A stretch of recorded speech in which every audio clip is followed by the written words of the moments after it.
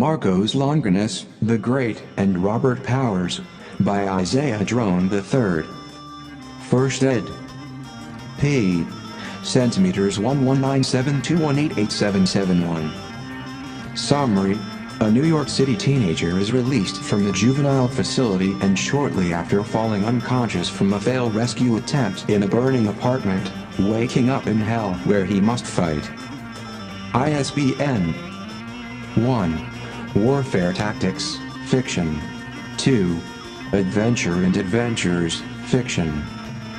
The man they call Marcos, the Great, walks pompously around his slaughtered victims after every defeat, with a grimace spine-chilling smirk of triumph on his face.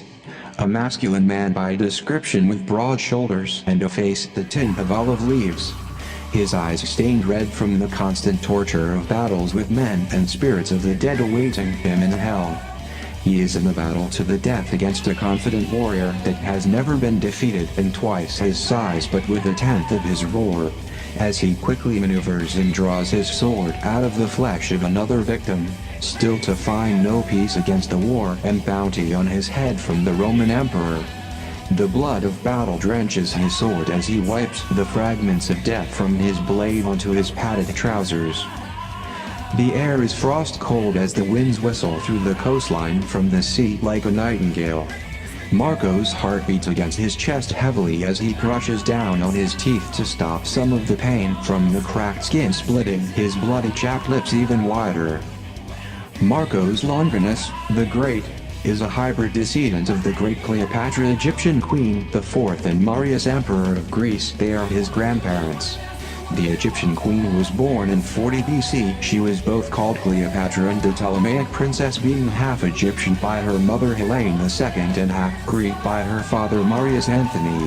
Her parents died during a naval invasion by the Roman Empire that left her and the rest of her siblings at the mercy of the Roman government. She was separated from her twin brother and younger sister to be prepared for her future arranged marriage to the Roman Emperor's son. Helene III was raised and educated in East Africa, where she learned many languages and customs needed to reign with her future husband, the Prince of Rome. She wasn't informed that her siblings were sold into slavery and later executed until the week of her summons back to Rome, Italy, to be married to the Roman Emperor Augustus Caesar in 24 BC. 2 years within the marriage she was with child, and when Caesar got word that his first child was to be a girl, he went mad, banishing his daughter and wife away to an island far off the coast of Africa in the city of Carthage, the land of the seafaring people known for its beautifully decorated trading ports and rich history of war and conquest. This was also the command post of one of the world's greatest warriors of all time, whose battles are mentioned even to this day, General Hannibal, son of Railcar Barco. In that same year, Augustus Caesar took Lady Volusia Cornelia as his new wife and never remembered Cleopatra again. That is, until the day of his official certificate of divorce was demanded by his new wife, who was driven with ambition of absolute power. So he enlisted to Cleopatra II once more, this time awaiting for her to sign the divorce certificate relinquishing any rights to his empire. Cleopatra II, in return to his request, preposterously refused to sign any documents sent by her husband's messengers. The emperor, raged from within by her failure to compromise with his orders, and made a personal trip to the city of Carthage himself, and after that day she was never seen again. 1 year later, however, the Emperor Augustus Caesar himself is sought after in an unsuccessful assassination attempt, leaving him with a horrid scar on the upper left side of his throat. The foul play attempt was orchestrated by one of his own council members that later led to the extermination of his entire council. The fear of Caesar's world domination increased even more throughout the land like a plague after the bloody massacre of Rome's council and most powerful senators. Augustus Caesar decided to adopt 2 young boys of Roman descent and train them up. The stronger of the 2 would be Rome's third new heir to the throne, to wipe away all uncleansed by Roman supremacy. Caesar's daughter Lady Drusilla is still alive and is given asylum at the emperor's estate, but every claim to the throne is restricted to her.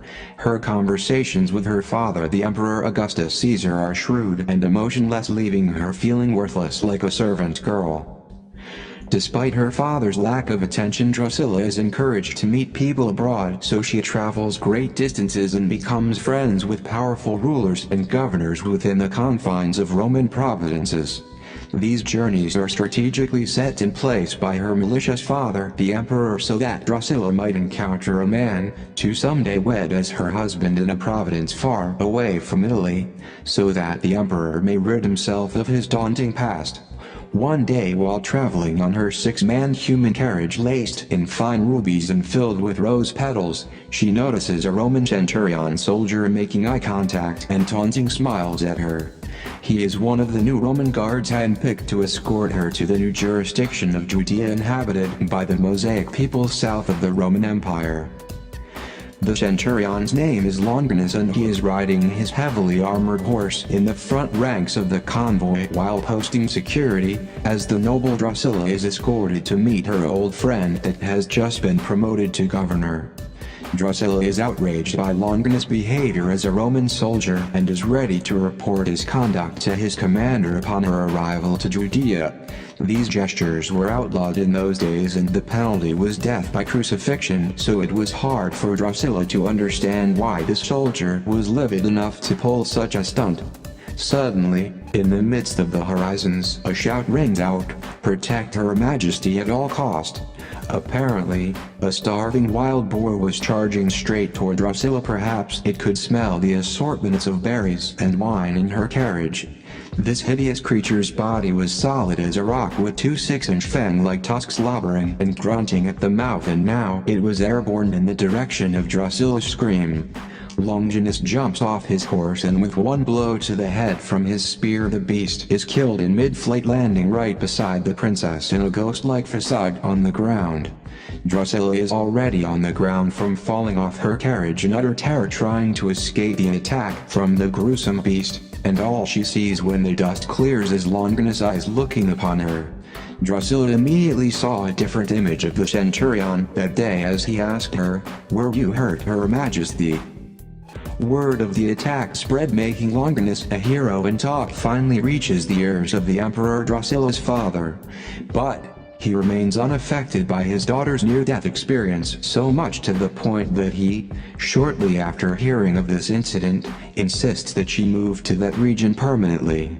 His explanation to this decision is that she should keep an eye out because declaration of a new king and savior born in Jerusalem has challenged the strength of the Roman fortress. A new king meant a new empire, which meant a new threat to the world power of Rome, so she really had no other choice but to help her father keep an eye on his throne.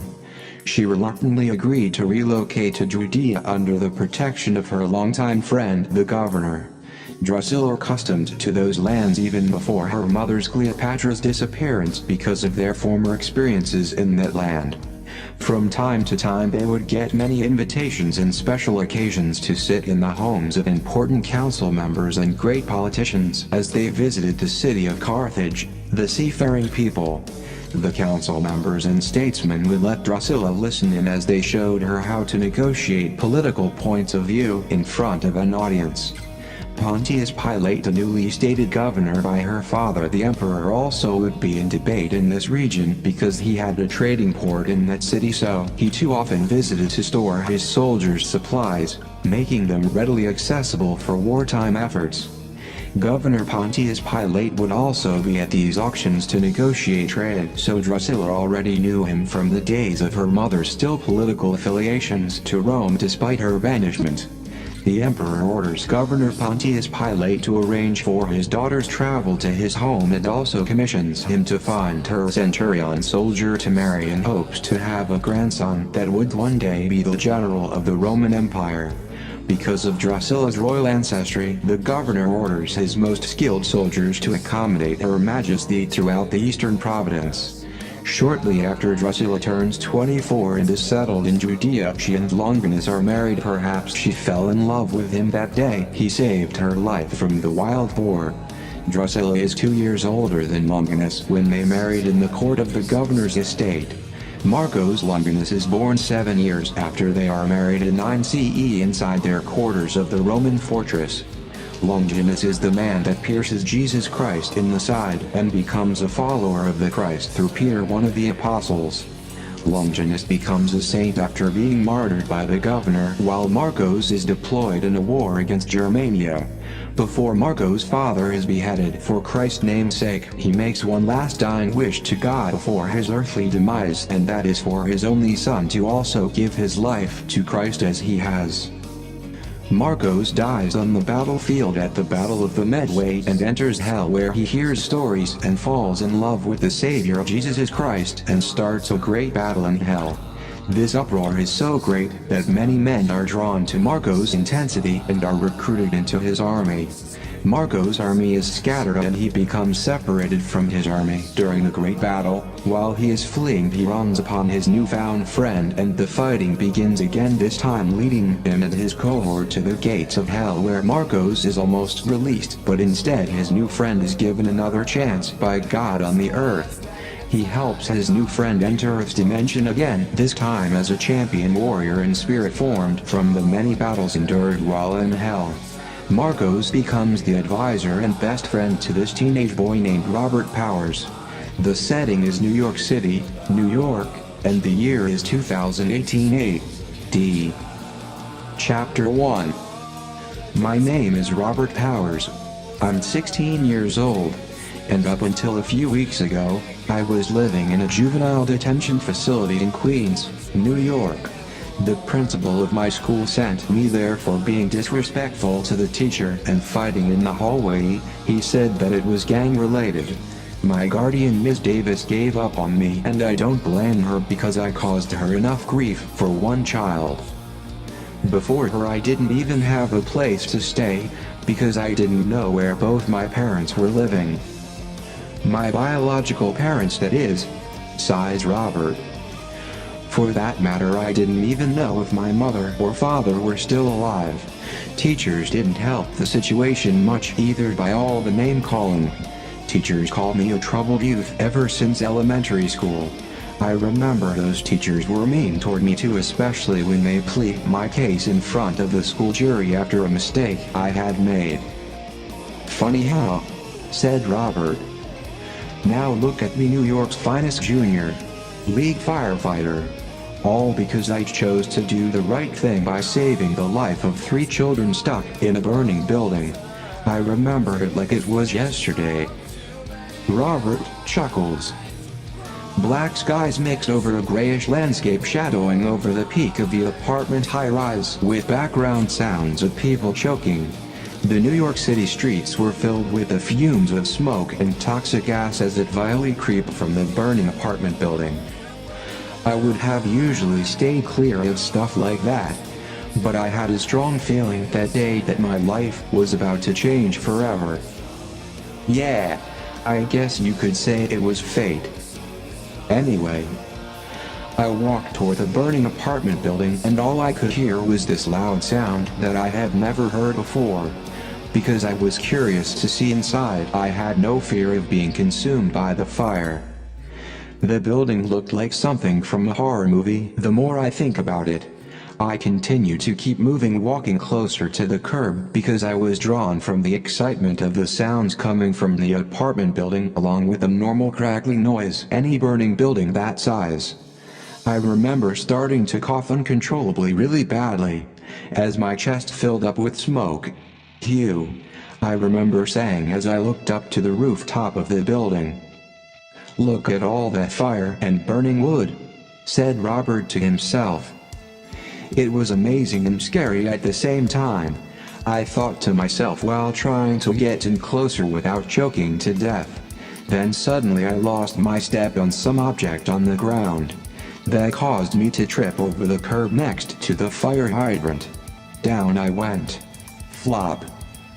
When I got up, I noticed blood coming from my knees, along with this sudden sharp pain traveling through my entire body from that one scratch. I started yelling like a madman. People were looking more at me than at the burning apartment building, like I was more entertaining. That's when I heard the faint screams cutting through all the other strange sounds I heard. Help! The sound of a little girl cried out from within the burning apartment building. Then the sound of another child followed, leaving me to believe that more than one person was trapped inside of the building. Coughing. Cries from off in the distance. "Please help, is there somebody?" said the girls. Then silence. "Anybody there?" said the girls. Falling construction sounds from within the burning building were heard on the outside as it started to get louder. "Please, somebody out there?" said the girls. I could hear them crying and choking from the smoke inside, and I felt as if I had to do something to help. Something rose up inside of me, and I knew that I would be able to trust my abilities to rescue these girls' lives and bring them to safety outside of the burning building. "Help us," said the girls. It sounded like a little boy this time that was also struck in there with the girls. Before I knew it, I had dodged in the direction of the sounds coming from inside the building. When I got closer to the building, I noticed a window. The space in the window was just large enough for me to go through by myself. There were plenty of rocks and hard objects around outside, so I quickly picked up one of them and used it to break the glass enough without cutting myself when I went in. As soon as I burst the window pane, a heavy gust of smoke hit me in the face, almost knocking me down to the ground. But it didn't stop me from moving forward toward the screams. At least not until I climbed in the apartment window. I was fine at first, but the concentration of smoke fumes was just too strong for me to get oxygen. I remember sweating and choking because I was trying to unbind the door between me and the children, but it all was too much because shortly after entering the building, I blacked out. Chapter 2. Ashes to Dust. Why is it so hot? As I noticed a heat that I have never experienced before. My skin, which felt like icy hot heating gel, was rubbed all over me. But my skin did not burn up or melt like the things I saw around me. It was almost like I was protected from the burn by something or someone. As I sucked dry acidic heat through my tongue, all I could say to myself was, "Boy, am I thirsty." The place looked like the inside of a volcano, I thought to myself as I coughed non-stop while my lungs swelled. I panicked as I looked around for water to see if I could maybe bring some resolve to this madness. Coughing. "Water," I said as I paced side to side, mumbling under my breath. My need for water was first distracted by the sound of screams and gnashing of teeth bursting with cries of torment. I could see the shadows of large dinosaur-like beasts growling in the background as the chaos started to crescendo. The noise and annoying shrieks swelled as the battle boiled in size. Adding to it the sound of metallic swords mixed with an almost delusional vision of heavy trauma and constant battle cries from ancient-looking men. Growls from the evil beast as they strike out to consume their victims with every blow. The smell of wet, rotten, slimy gore from filthy, disgusting beast and burning flesh started to become unbearable, as the sound of chaos fizzed the air like flies and locusts with screams and cries of souls pleading for their lives to be saved. "Help me!" screamed the lost souls in despair. Then I heard heavy footsteps and breathing, which changed my focus yet again, this time to a dark place on my left flank. Something or someone was running straight for me. It sounded like whatever or whomever it was, he was also being chased. I knew this because the sounds of large monsters howling and screeching was also coming straight for me. This was my first time witnessing so much madness even in my youth. These eerie, strange harmony noises that sounded like broken instruments were upset about something. But I wasn't going to stick around to see what they were so upset about. Swords clinging, roars of power and victory screams began to draw even closer by the second. Men yelling, "Charge!" Creeping sounds remained constantly approaching from the pitch darkness. I felt also as if something strange was out there too, but was scared to come out. I could feel it all in my bones as it looked at me and studied every piece of my body. I could even hear it holding its breathing as if it was hiding from the ongoing battle. This beast, whatever it was, would have probably showed itself had it not been for the oncoming massacre that was quickly approaching me.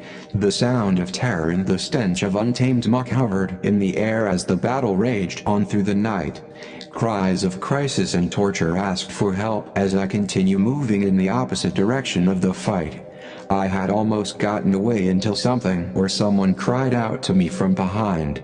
At first I couldn't make out exactly what it had said, but I knew it was big and it was running straight for me. "Hold on," it said again with a masculine voice. I wanted to run from it, but something inside of me comforted me that I should trust this thing. So I decided to man up, stop running, and turned around. I must admit I was terrified when I heard his footsteps, at first quick, now slow. He was walking to me and I wanted to run, but my feet were frozen in place. The sound of a heart beating like a marching band bass drum burst through my ears as he continued toward me, heavy breathing and all. Then I see him. He is literally right in front of me. I could see his shadow and it looked like some kind of warrior or soldier from Rome. He opened his mouth and said, "Might I introduce myself? My name is Marcos Longinus the Great." What? As I thought to myself, some famous centurion soldier from Rome, I began to focus in even more through the light, which was still quite dim. I could see his dingy clothes more now. He continued by saying, "I was forged in the heat of battle, like a weapon of fire." "Who are you?" said Marcos the Great. I said, "Robert Powers." Then I asked him, "Where am I?" Marcos just laughed with a heartily made sound like a king, and said, "Look around, Robert Powers," said Marcos, "for you are in the belly of hell, and there is no escape." "Hell," I said. I started to weep heavily, thinking to myself, no, this can't be. That's when Marcos grabbed me with his huge meaty hands, and said, "Silence," said Marcos. "The monsters will smell your tears and fears. Calm down." "Okay," I said. Terror had taken over my whole body by that time. I tried to regain my sanity, but I was just too scared and nervous. But I finally managed to stop crying, at least for a little while. Now, said Marcos. "Settle down and I will tell you how my story of me coming to the place they call hell began." Marcos begins to share with me his personal story of adventure and fame. My lineage dates back to the period of Roman provinces in Africa during a time of great wars and conquest through the battles of mighty generals and heroes. Many of them are here now. My great-grandparents helped establish the city of the seafaring people after the Romans defeated Carthage. The land was full of beauty, a type of paradise overlooking the coral green coast of the Mediterranean and the one-time powerful territory of ancient Rome. The citizens of Carthage decided to cultivate the terrain here through water channels because this was their land first, before the Roman Republic got their greedy hands all over it. This was Caesar's first African colony and one of the most influential parts of ancient civilization in the world at that time. The Roman emperor kept his eyes nigh to this province and who traded with it to deter any great power from rising up against Rome. "So you are a king?" I asked. "Quiet," said Marcos. Then he continued with his story by saying, "Many attempts against Rome sprang out throughout the empire after I was born. I was in line to be the successor to the throne of Rome." "Walk with me," said Marcos. "Don't I need a weapon or something?" I replied. "You will find one under one of the skulls at the Valley of Thieves," said Marcos. "Now, where was I?" said Marcos. "Oh, yes. My life," Marcos replied. I think about my life every day in this oversized prison cell called hell. Nevertheless, as I was saying, said Marcos, according to the order of my bloodline, I was to be heir to the throne of Rome. Royal blood flows through my veins from my mother's ancestry. This is why I walk with power, talk with authority, and act benevolent even here in hell. My grandmother was the great Cleopatra of Egypt, and my grandfather was the Emperor of Rome. My ancestors are great men of war. This is why I am a mighty warrior on earth and in this dimension. If I would have been king of Rome, I would have no doubt ruled the entire Eastern world. However, things happened between my grandparents that stopped this dynasty from continuing forward. I do not know all the details. What I do know is that my evil grandfather, the emperor, banished my grandmother away off to the city of Carthage, far away from his riches and throne. For some reason he did not trust her actions or opinions on how he should rule the empire. I have heard talk many times as a child about the shouting matches of how my grandparents fought and argued in their courtyard in front of their entourage. Maybe this is why she was sent away to another part of the world and not by his side in conquest.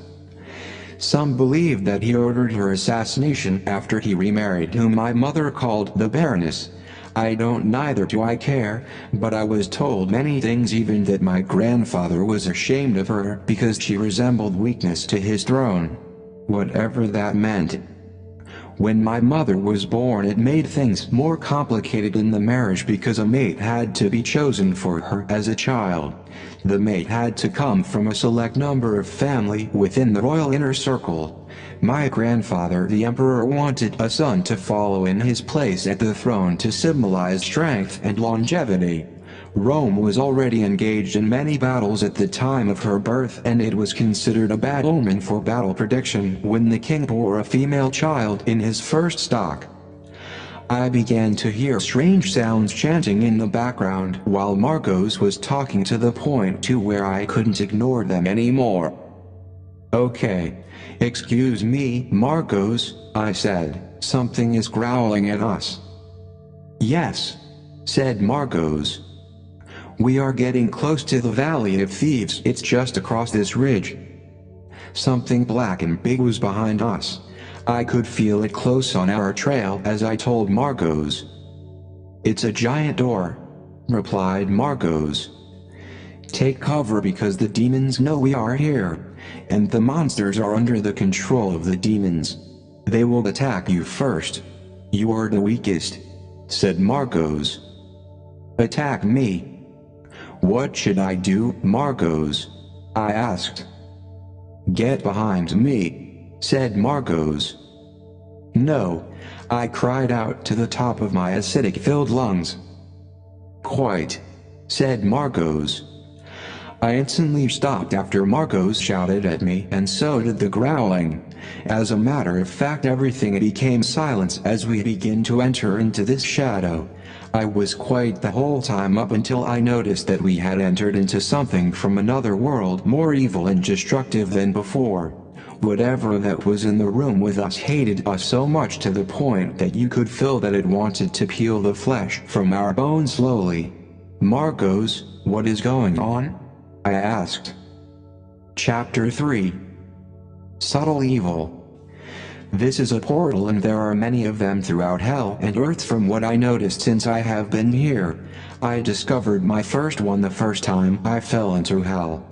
There was a great battle that I lost at the Gladiator Colosseum between me and the evil bull.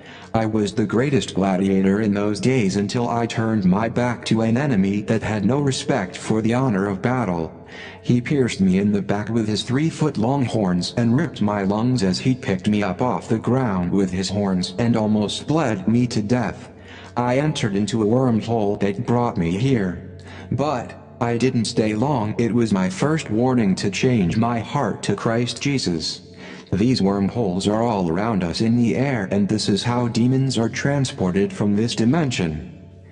There are many portals here where people are brought by angels to change their hearts and minds back to God. The people on the earth do not know the reality of hell. Neither do they understand the concept of forever without time. I too didn't know.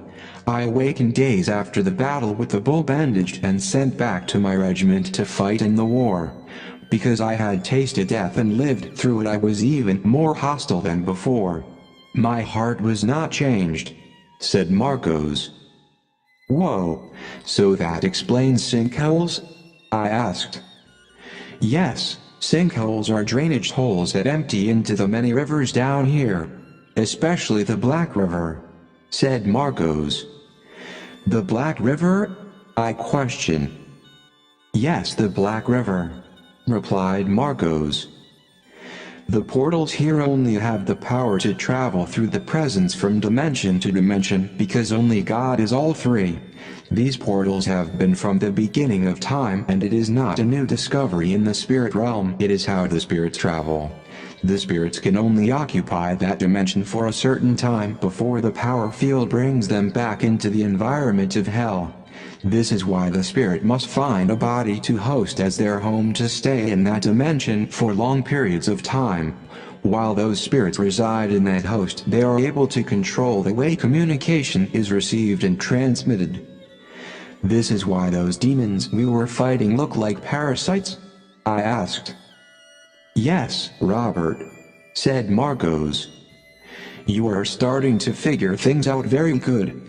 They are ancient, and this is how they know who you are. Even as a child, they know your outcome because they study us to strategically strike at the right time, after they are given clearance from their leader to enter into those portals of darkness. What are you saying, Marcos? I asked. When man does an evil deed, he opens a gateway for darkness to enter into him and take his body as a host to control to do more evil. It is like an infected wound that spreads so that the gateway will open wider for more hosts to enter inside. If that man dies in that condition, the power field pulls that man into darkness forever because he is controlled by the dark spiritual forces, and light cannot exist in darkness. Oil and water, said Marcos. Light and darkest, I said. Can't mix, we said in sync. Marcos, where are we? I asked. We are in the dragon's lair, said Marcos. We walked into the dragon's lair confident that the great red dragon wouldn't hear us passing through its dark cave. But, to our surprise, a great blast of sinister untuned horns mixed with strings filled the cave along with the sound of tribal drums. A siren of alertness started to thicken with each cautious step that they took left, right, right and left. Then the sound of wind and warm air started to shift as if something gigantic was breathing in and out waiting for the right time to confront us. Suddenly, the atmosphere of noises stopped and a loud crash resounded as a flash of fire from the dragon's mouth spewed out toward us. We both hit the deck as the fire went overhead, and quickly we looked in the direction of the fire and saw him. It was massive with large scales all over its slimy red body with purple eyes and black teeth. It looked prehistoric, like a giant dinosaur with wings. As it stood still watching Marcos and I fleeing from him and his legion of generals who were also with him laughing at us as Marcos and I ran for our lives. Eventually, we made it away from them and we entered into another corridor. This one led us back to a different portal filled with smoke and hot ashes. As the smoke cleared, we could see the demons approaching nigh to them. Marcos, help! I pleaded. Get out of my way! Marcos firmly said, running to meet his adversary to break down their plight to destroy us with their curses and black magic. Marcos, now in the heat of battle with his two-edged sword that suddenly ignites and flames with perpetual light that splits the bodies of these evil things in half as they yell. Retreat, said the evil spirits. Unclean things, shouted Marcos. Retreat, Marcos has overpowered us. We will be back for you and your little friend, Marcos. We'll be back, the demons said. Get up, Marcos shouted. You will fight while you are with me. Do you hear me, boy? You will fight, just as I fight, said Marcos. I said nothing. All I could do was twitch. I was terrified. My body shook hysterically in amazement. How they almost got me. The terror of imagining what they would have done overwhelmed me. Is there no rest for us here? I cried out. No, there is no rest in hell, boy. Only suffering. Only sickness and hatred. There is only terror. And only death here, boy, said Marcos. Now stop your whimpering and rise so that we can continue our way to the Valley of Thieves. You have a lot to learn down here and in a short time, boy. Starting with fighting the forces of the underworld, because if you don't learn how to fight you will have no chance of ever leaving this place. Do you want to leave this place? Marcos asked. I was still hysterical from all the excitement of chaos and could barely answer Marcos' question about being set free from the underworld. Nevertheless, I was able to rise to my feet and continue on with our travels like Marcos had instructed me to in the beginning. Every step we took loosened the clutches of fear more and more as we proceeded to the Valley of Thieves. The sound of chaos and war started diminishing as we moved into a different territory in hell. Just as my heart was settling down from the heavy action, something different was beginning to swell in me. I knew Marcos could sense it. What is it now, Robert? Said Marcos. I was starting to feel weird, like something was about to happen. I told him. We were moving with a lot of noise in the background, and now all of a sudden nothing but silence. I continued by saying it was not peaceful silence, but eerie, like somebody watching us. And then all of a sudden. Chapter 4. Valley of Thieves. Crash. A sound like a broken percussion instrument and cymbals sounded off at the same time. It literally split right through the silence like a lightning bolt. Then we heard screams and the sounds of molten lava moving all around us. It looked up and there it was, this huge mountain with a mouth in the base of it. The mouth was full of volcanic lava and there were shadows of tormented people inside screaming and gnashing their teeth from the pain and suffering of the fire. I was horrified as his body began to feel the heat of the fiery fire as I twitched uncontrollably and shook as Marcos and I moved closer. Shortly after this sight, a different problem was vastly approaching as we heard the sound of hellhounds howling in the distance on top of the mountain. At first it was loud and then it started diminishing until it was finally quiet. My attention shifted again and was focused back on the jaws of hell. As I gazed more at the volcanic-filled mouth surrounding the huge crates of molten lava rock, my vision looked on in disbelief as I began to focus in on something that seemed to be this long black horned snake tail curled at the base of the mouth. Like a rat tail curled outside a garbage bag in the kitchen. I knew it was eating something or someone. It had wings like a dragon spread at half-mast, and when the arm of the human body inside its mouth came undone, you could see the face of this great beast. A gust of hot air blew through the sky like a heat wave as this dragon mouth opened wide, after which the massive thing sprang off its hind legs as fire spewed from its jaws. The great beast knew we were there, and that's why it took off in flight, revealing itself even clearer. The color of the dragon was grayish-red. I know because of all the light from the fire I could see it clearly. The serpent-like creature had something in its claws and it looked like a one-eyed old man. The gigantic monstrous creature turned around in midair as if it was heading straight for my head next. Once it saw that Marcos was also there with me and ready for battle, it flew just slightly over us both without stopping. I just stood still, knees shaking, and all while this hideous beast stared me down. I felt like a mouse looking at a viper.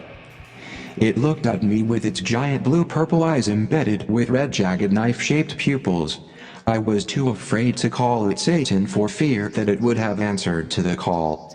In a split second it had vanished. Before I could regain my composure, I suddenly started to see shapes forming in the distance, larger than the ones earlier, and it began to bother me. Growls and that old distinct smell again of burning flesh. Fumes and smoke from the lava started to rise up from the ground around us. This time closer than before because we were in a different compartment of hell. That's when I saw them as they ran to us like it was dinner time. Help me! I must have screamed to the top of my damaged lungs, but nothing came out because my voice was clogged up from all the toxic breathing. Marcos, I said, breathing heavily. 10 large monsters are closing in on us, as I pointed in the direction of the beast. Don't run, said Marcos. What? I said in defiance. Stay still behind me, said Marcos. Marcos whips his sword out and it turns to flaming fire as he runs to meet them. He roars. It's Marcos, grunted the beast. The demon's outrageously insane with madness, plotting to destroy the us two lads in a wild tangent, jumping up and down, getting ready to fight as they began to bruise their chest. These warlike beasts fisted up and continued beating their chest until blood gushed out from the self-inflicted claws of their nails. Their eyes were filled with blood and fire as their slimy green bloody drool oozed from their mouths. They swayed their heads back and forth, producing a smell of new reek with every move. It begun to flood our lungs with its aroma. Now the demons were screaming and grunting like pigs before a slaughter. I was in amazement as they continue moving forward, disappearing and reappearing, but at different distances, closer, creepier, and much more terrifying as the terror started to thicken even more. Something was making them stall from the attack as they steadily moved from side to side, creeping in for the kill, slowly moving back and forth toward us. We come for him, Marcos, the demons said. We know who you are, Robert Powers, the demons chanted. We want him. Not you, the demons repeated. They kept saying those words. We come for him, chanted the demons. I thought to myself, oh no. I had never been more terrified in my life than when I heard them creeping and moaning my full name. Those demons wanted to eat me alive, but Marcos would not let them have me. That's when I heard it again. The screeching and war cries in the background, letting me know that another battle was soon ahead, but I still didn't know how to fight. This time my heart was the one beating hard like the bass drum of a marching band. I listened to this crazy music with screeching horns sounding like horses stampeding that had gone mad. It was a lot of honking sounds with lots of dissonant horror noises like construction nails scratching sheet metal. As I looked at these monsters in terror, disappearing and reappearing into different forms of beast, it was like they had the faces of battle-wounded dinosaur bodies with the faces of beautiful women. Then they appeared as green zombies with eyes like snakes and tusks wrapped around their heads. When the smoke cleared, I thought my heart was going to jump out of my chest when I saw him. He was standing right in front of Marcos. It had red skin with black spots all over it like a lobster crab, and its eyes were flaming fire. It was some kind of dragon man warrior. Marcos knew he had to fight him at that point as they stared each other down. The fire from Marcos' sword began to illuminate even larger as he prepared to crush the foe that opposed him.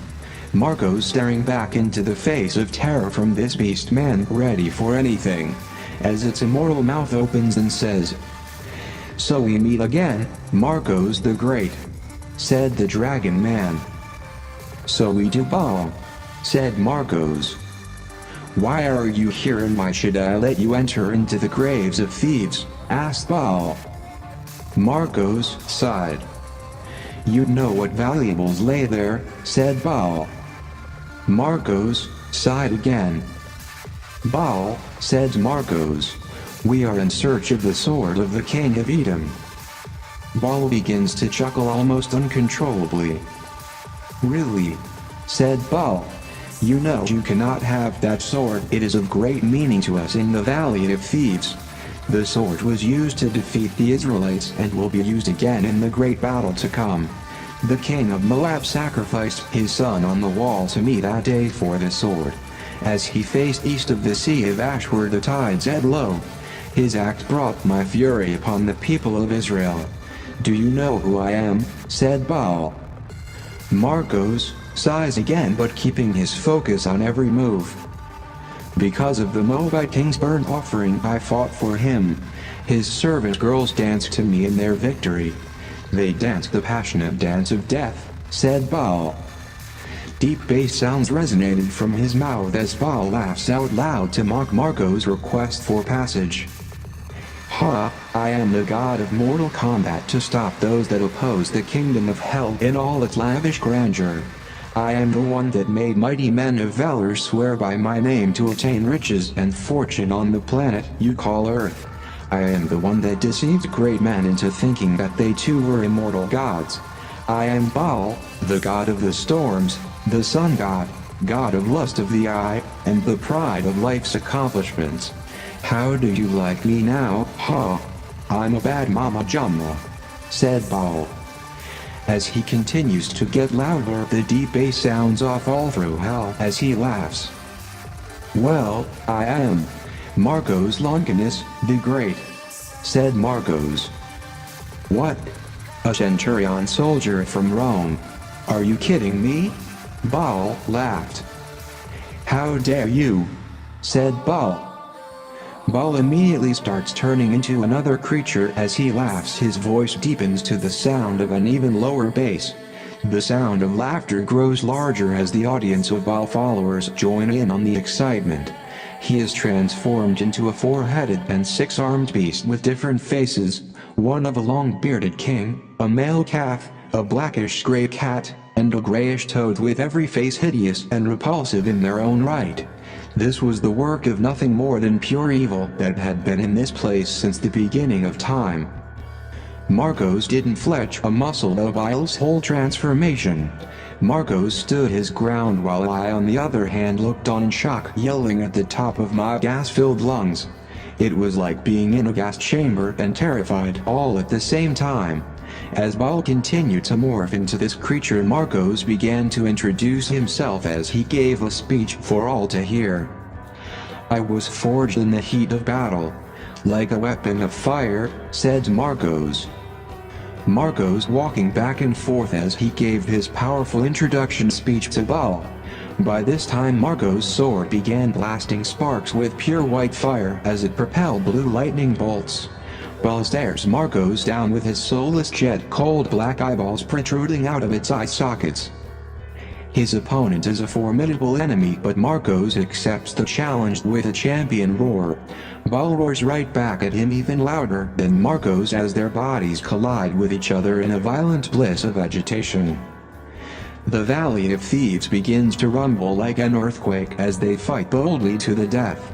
Baal swings his six razor-like claws at Marcos' head 3 times, missing slightly but trimming Marcos' hairs from on his Roman battle helmet as he dodges Baal's mighty blow.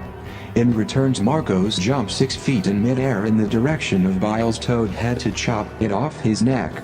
However, he just misses Baal's head by a few inches. Then Baal returns the favor by charging Marcos as he lands, knocking him off balance and pinning him down to the ground of ashes and fire. As acidic drool begins to form in Baal's mouth, he puckers to spit his fatal slim in Marcos' face. In the excitement, I ran to a pile of human skulls, picked up one and started charging at Baal. While running, I threw the skull directly into the face of Baal with all the strength I could muster up to get his attention. Once Baal looked in my direction, Marcos would be able to get free of Baal's almost fatal clutches, I thought. Marcos regained his composure just like I knew he would, now free to attack back, and he does just that. With the sound of a roar loud and mighty like a lion as he swung his flaming sword in the center of Baal's chest. The amount of blood Marcos withdrawn from Baal wound must have drove Baal into shock. All you could see was this large area of black blood pulsating and squirting from his chest as Baal began to spasm. Marcos now had the upper hand in this battle, and Baal wasn't too fond of his grimace and fatal fate. Baal in his angry state grabs Marcos with his giant crab-like claws. But before he can squeeze the life out of Marcos, his sword slices into one of the 6 arms of the great beast. This causes an unwanted releasing of its death grip on Marcos. Baal has lost this fight, but he will regenerate another arm at a later time. In the commotion before Baal takes flight, he commands his army of demons to attack using mental telepathy, so we couldn't hear his commands. "I'll be back," Marcos. "I'll be back," said Baal. Baal somehow manages to get away from us as he flees to warn the others. Marcos asks me, "Are you injured?" while patting himself down looking for open wounds that could attract the demons to him because they love the taste of blood. "No, are you?" I responded back. Then he commands me to follow him. I didn't know if we were lost and disoriented after the fight, so I asked him did he still know where we were. Still heavily breathing from battle but laughing from victory, Marcos laughs and says with a heartily made sound like a king, "Look around, Robert, for you are in the Valley of Thieves, and there is no time to find the sword of the Moabite king, so just pick anyone and let's go," Marcos commanded. I said button before I could finish my sentence. "Now," said Marcos with urgency in his voice. "All right, fine with me," I replied. All I could see was a sea of skulls, large ones like giants, men with different shapes. Some look like the alien pictures I had saw on television as a child. "What is this one?" I thought to himself as I tried to politely kick the skulls away, looking for the right sword to pick up. I needed a special weapon that could protect me but light enough to use ease to fight alongside Marcos. Finally there it was off in the distance, a little dirty but sparkling with rubies and diamonds, a beautiful treasure for a warrior. The owner of this blade must have been a great hero or even a famous king. The overlays of this fine blade were engravings of some ancient dynasty in Africa. Could this be the pharaoh's sword because of the all-seeing eye at the base of the sword? I dropped that sword and searched for another because it was too creepy to own such a thing. I was still terrified at the thought of the approaching demons, especially as it started to get noisy again. This time the sound was more cripplingly than the others. Possibly because their leader had just been defeated by Marcos and forced to retreat. During the commotion I was able to find another blade, this time much smaller than the pharaoh's sword and with less engravings. This one simply read, "To thy grave." "The demons are now here," Marcos whispered. "No, this can't be," I cried. "Just pick up something and let's go," Marcos replied. Then Marcos grabbed me with his huge meaty hands. I shook uncontrollably in terror and yelled, "Stop shaking. The monsters will smell your tears and fears. Run," said Marcos. "Okay," I said. The two of us outran the demons past the Valley of the Thieves into another valley filled with oily smoke and lava geysers shooting from the ground. We saw mighty bones there in the shape of giant men and beast-like reptiles. We made it to the Black River and I was exhausted, and so I told Marcos to let me rest for just a little while. I was surprised that he agreed. Marcos said that he would post guard for the first watch and then we would leave after the second watch before the demons could reach our point. Marcos told me to rest while he finished telling how he came to be called Saint Longinus, the Great. "Wait a minute, Marcos," I said while breathing in frenzy to regain my breath. I asked, "Can I catch my breath first?" "Well, alright, I guess. But hurry up," said Marcos. "Okay," I replied, still scared out of my wits' end. During this time I was useless a companion, but there goes Marcos focused as he wanders around the bank of the river in search for material to build a boat to travel to the other side of the river. He collects a hefty amount of skeletal parts from different beasts to choose from as he grabs shredded animal parts and raw hide from the carcass of large animals for a sale. Marcos pauses for a moment from talking because he sees something that interests him more than himself. While he is waiting to finish telling me about his family, he walks off as if in search of something. He notices a huge skull lying next to the river bank, along with many skulls that he brings back to use as buoyant material to help keep the boat from sinking. So he fills the cranium of this giant skull with smaller skulls and pulls them back to where I was laying down. Marcos uses the fire from the sword to weld the bones and skulls together while I looked on, regaining my strength. Once Marcos finished, he performed one last security check for demons, and when the coast was clear he sat next to me as he looked at his work. "Now where did we leave off?" "Oh yeah," said Marcos. "During the time my grandparents were married, many battles in the surrounding smaller kingdoms ran rampant throughout the land, and their marriage joined in hopes to unify the control of the neighboring countryside. There was always talks of invasions in that region of the world. Egypt and Greece were the two major world powers after the fall of the Babylonian Empire, which left the holy city of King David up for grabs by the next world power." Marcos said. "This is about the period when great generals from the west started to move in and gain access to the east, like the great Hannibal, for instance, who I am nicknamed after.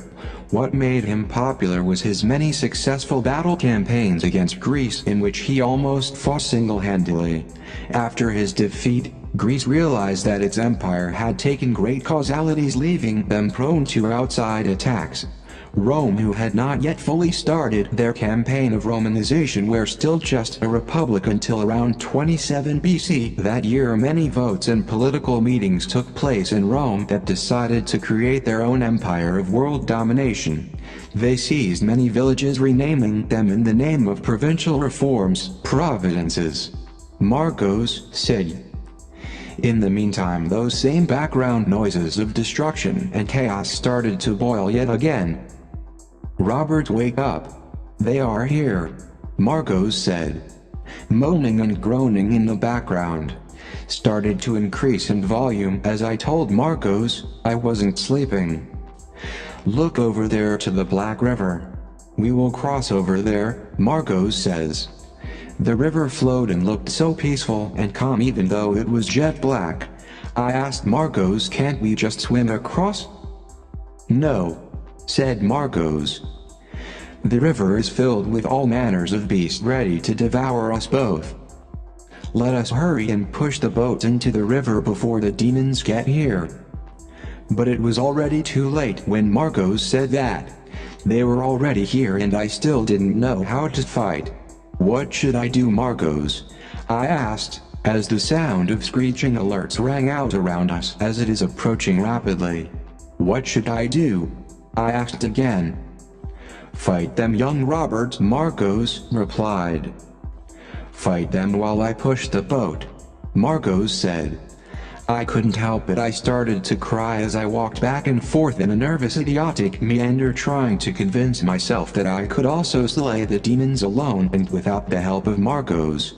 As the smell of the beast thickens along the river bank, and as the demons march toward the two of us, a noise like the sound of a platoon of chaotic foot soldiers drawing nearer as I second-guessed my fighting abilities. I didn't know how to fight demons then. "Move aside, child. Just push the boat to the river and hurry up," Marcos said.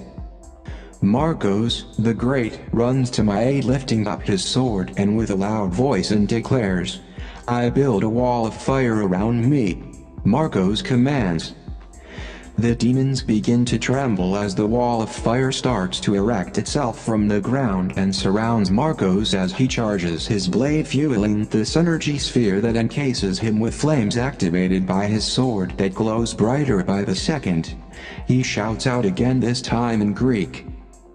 "Passe Cato," said Marcos, meaning I fall before thee, O Lord.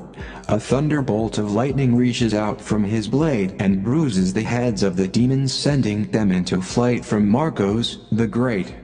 The monsters that are left behind are sliced and diced into morsels of slimy lumps of mucus like slobber. Marcos walks in my direction of where the boat is ready for sail, when all of a sudden this loud, piercing, screeching sound like a giant bird soaring overhead.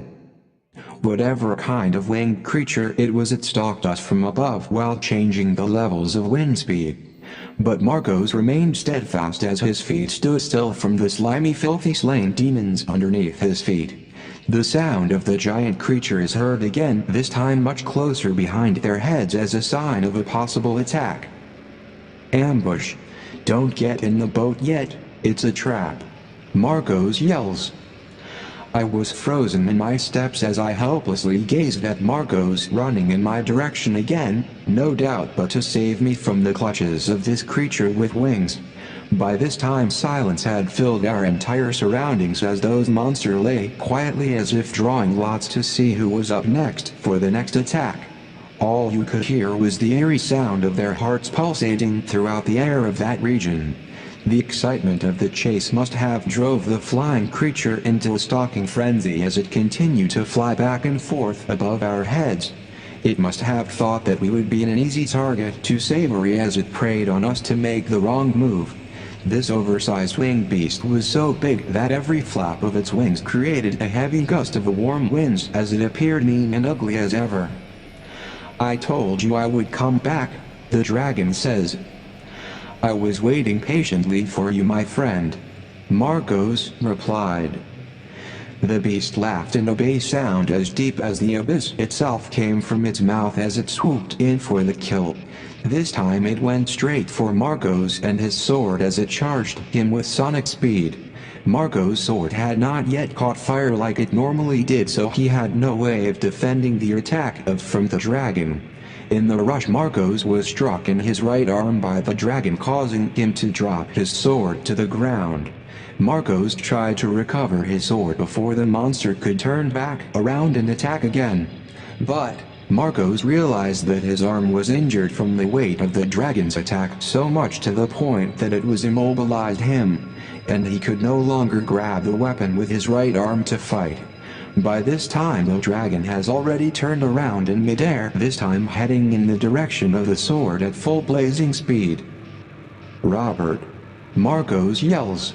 Yes, I replied. Take my sword. Get it now, said Marcos.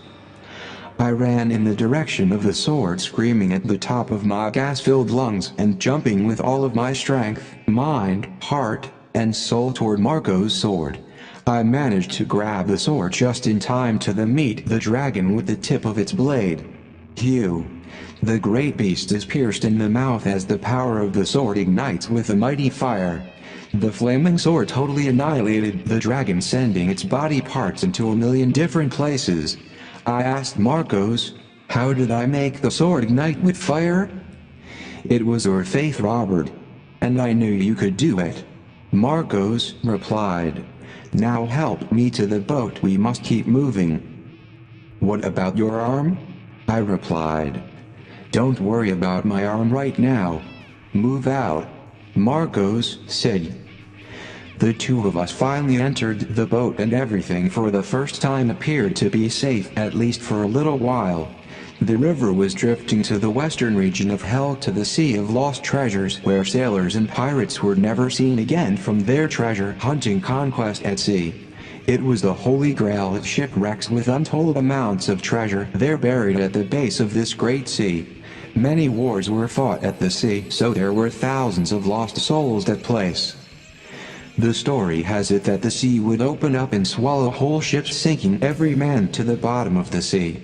The sea was made famous because of the many stories of lost treasure buried at the bottom in the caverns. Great men fell by the might of this sea as it sucked them straight into the mouth of hell. The sea is known by many names, like the Lake of Fire, characterized by its enormous size and depth. No man, animal or thing could escape the tidal waves of this great lake. Story has it that once a boat is close to the mouth of this lake, the currents will start flowing more intensely, pulling the ship into the mouth.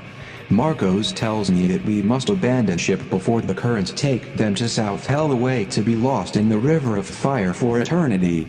I looked overboard and noticed we were aboard a ship of skulls and sailing west down the Black River.